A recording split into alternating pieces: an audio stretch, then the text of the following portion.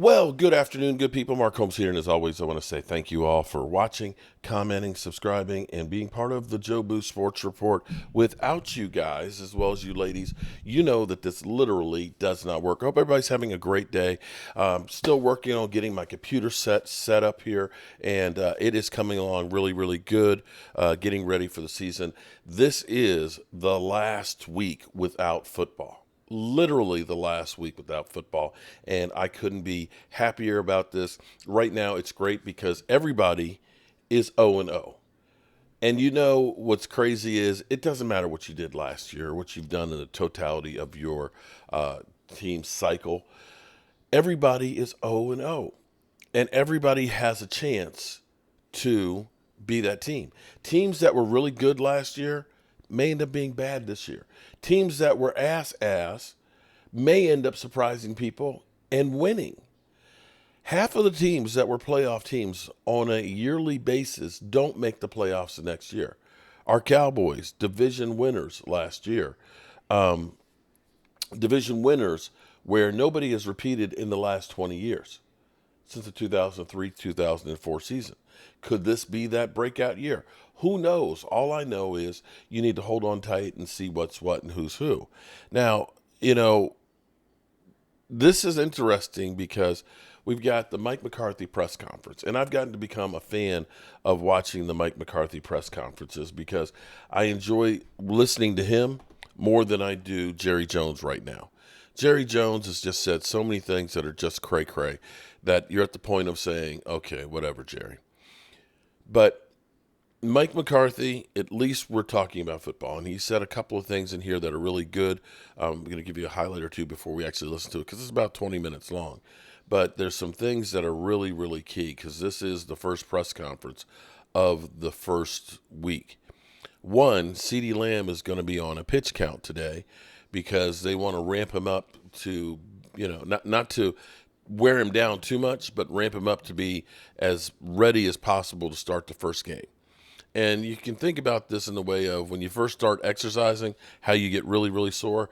They don't want him to have any soreness. They want him to be at full strength, but they also want to make sure that his body is stretched out and worked out enough that we don't have any soft tissue injuries, which is key. Another thing in here, dealing with Trey Lance. Trey Lance is definitely quarterback number 3. That conversation is now over with. And another thing that was interesting was the quote from him that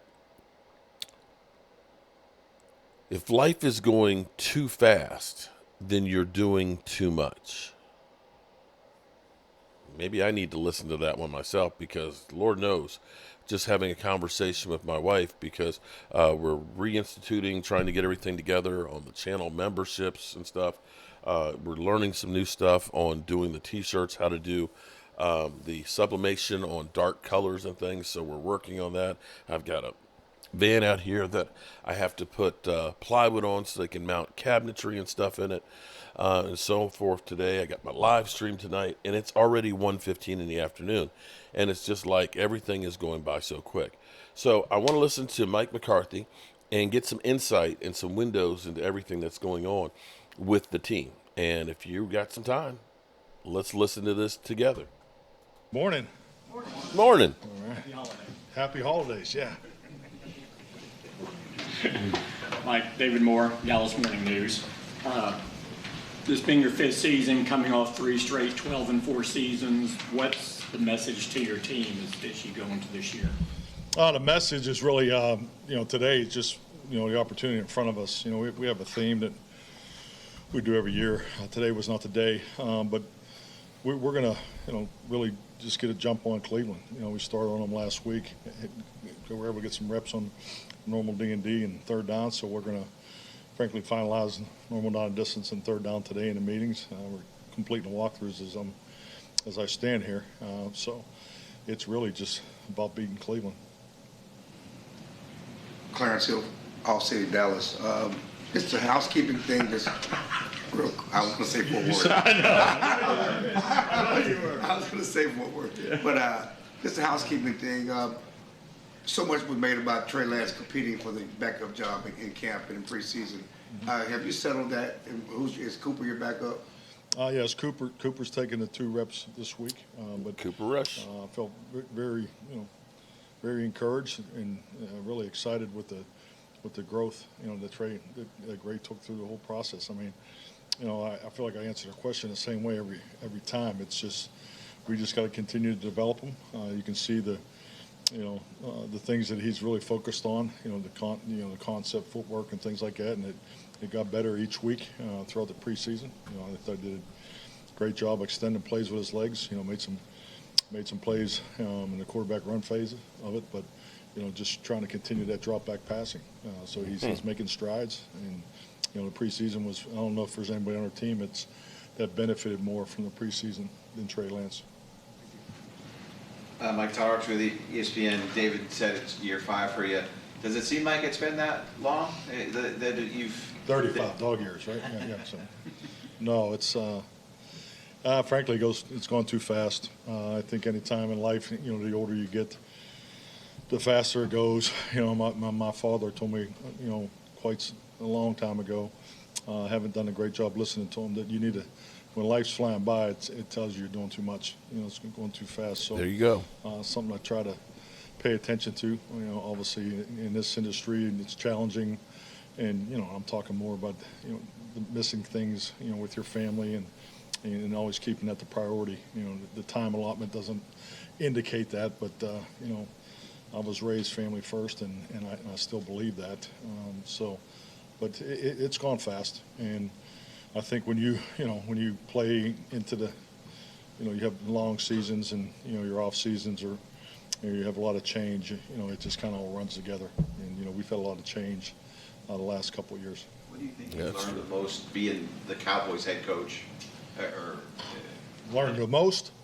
I think you're always, if you don't learn in this league, especially at this position, then you're definitely going too fast. You're not slowing down to absorb the great lessons, the pro and con. These are great life lessons. You're able to interact with on a daily basis. I've learned so much since being here. Learned a lot about just the game of football. It's an evolving door of trends. So staying on top of that. So that's some challenge I've always enjoyed, being a part of that. So football-wise, I think organizational development and interaction of a football program, in the business component of it, this is a totally different environment than I've worked in the past. So there's been tremendous lessons there that you can pay forward. So yeah, there's so many different things. Anytime you have an opportunity to sit down with Jerry Jones, you're going to listen and learn, and that's something that I'm thankful for. So Thankful for Jerry. He's exposed me to things that I was not exposed to before, just through conversation and his experiences. So very grateful for that. But yeah, I could go on and on. I mean, relationship-wise, I just can't say enough about this coaching staff and this locker room. They're built the right way, and we've done the work in the off season. I feel like we've had a very, very productive training camp, and it's time. And that's really what today was about. It's time to go win a game. We need to be better on the road, so that's really what the focus is right now. My last one for you. Do you remember what happened in year 5 up in Green Bay? Sure do. Good year. Tough year though. Started very, very difficult year to start off with. So it's all about the finish, as I'm told, right, Todd? Yep. So.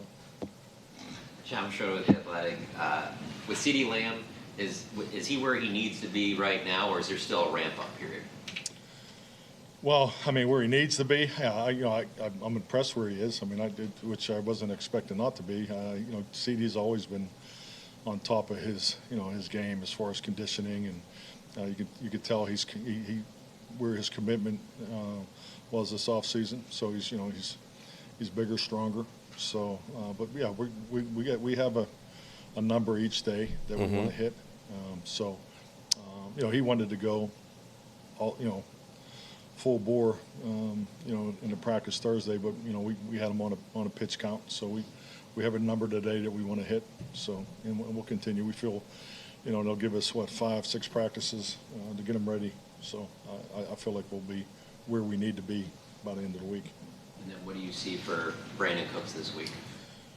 Similar format, just being smart, coming back into it. So I mean, but I don't know if anybody's put as much work into the off-season as Brandon has. You know, it's particularly with the work away from here with Dak and the perimeter guys. So, so I'm not concerned there. It's really just getting the details of the game plan.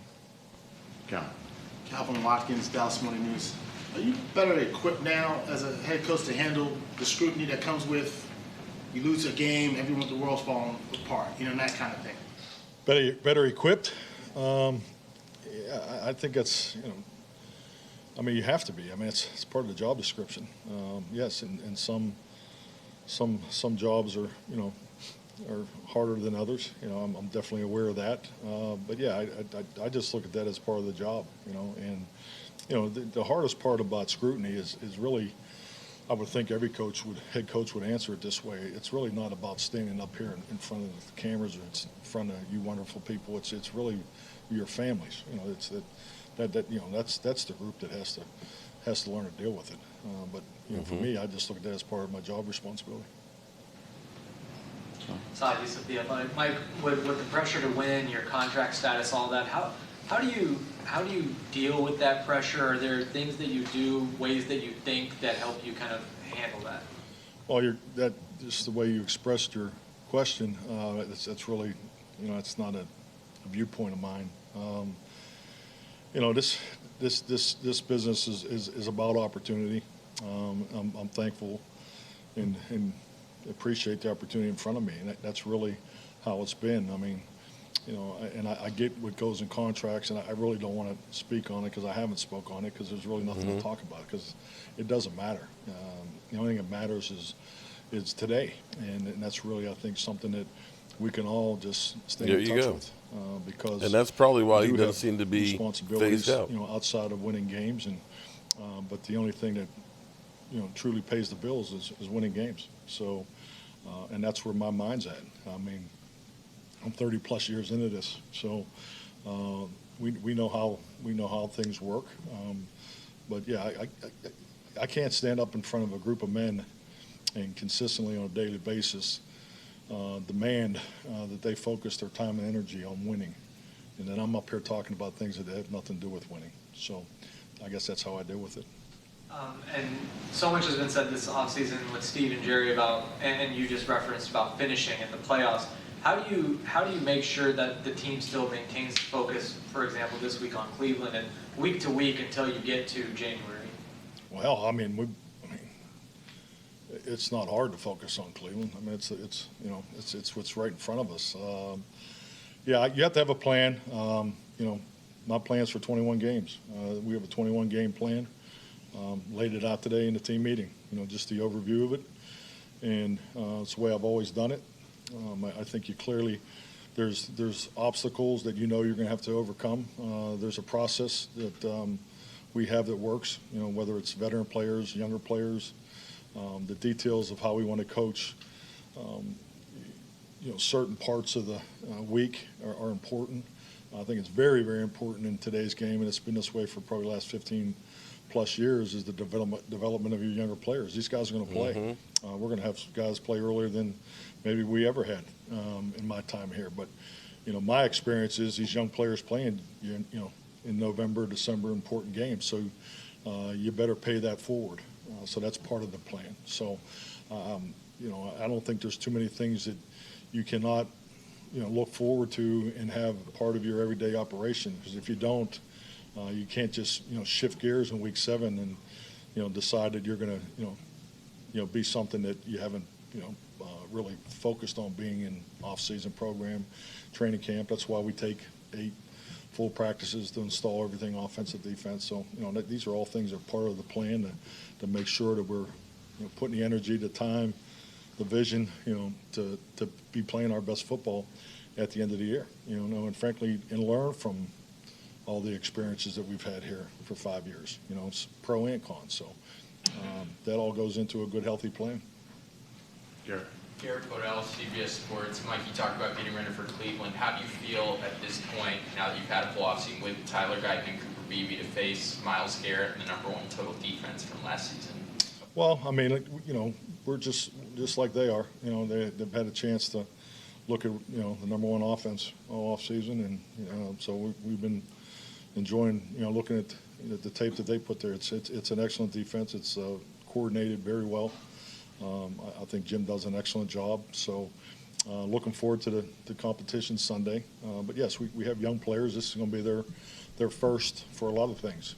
It's going to be their first NFL game. It's going to be their first NFL road game. So I mean, all that applies, and we just got to make sure we're ready to go, and I have confidence that we will be. Joe.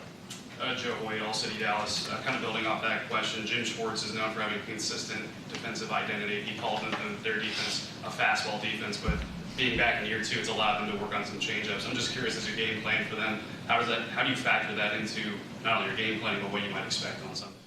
Well, I mean, that's the beauty of September football. If you just want to apply mathematics to, not that it's an exact science, because how you would evaluate that and data collect this particular point I'm about to make. But historically, and I learned it from a gentleman I have a lot of respect for in analytics, but Mike Ayers always talked about 35% of the plays in weeks 1 through 4 are unscouted looks. So I mean, that's got to be part of your prep. I think. Well, how do you do that? Well, I mean, we obviously have had time to watch, the things that they did last year, how they're utilizing their players. Jim has a history. The longer you coordinate in this league, the longer the book is on you. So you're aware of some of the things he likes to do.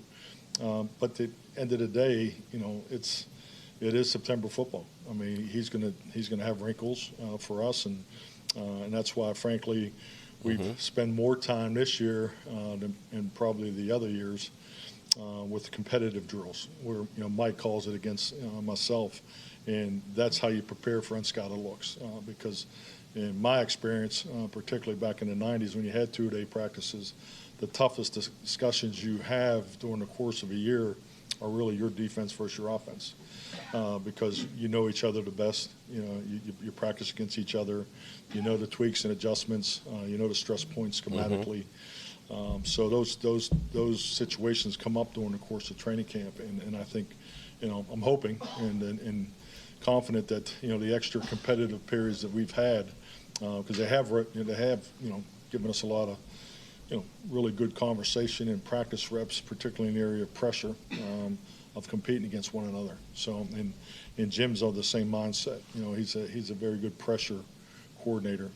He does a really good job of his disguise and mannerisms before the snap of the ball. So I mean but at the end of it, that's why you play the game. I mean that's the beauty of it. Scott. Dixon with the AP. You had the Jordan injury 2 years ago, Trayvon last year. You start without Duran this year. How do you think that room kind of managed things the previous couple of years? And Al Harris. how hopeful are you of them kind of doing the same thing, maybe with a Kalen Carson stepping in? Well, definitely. I think it's something that you can point to, and I think anytime you have a situation that occurs and you can point internally to how you've handled it, that's part of that 5-year growth, that I'm talking about. So yeah, definitely. And I think clearly with Al and Cannon, and the guys that are in that room already, it's definitely an experience that guys can lean on. So yeah, I think it definitely helps you. Aaron. Mike, Aaron Kasdan's Lone Star Live.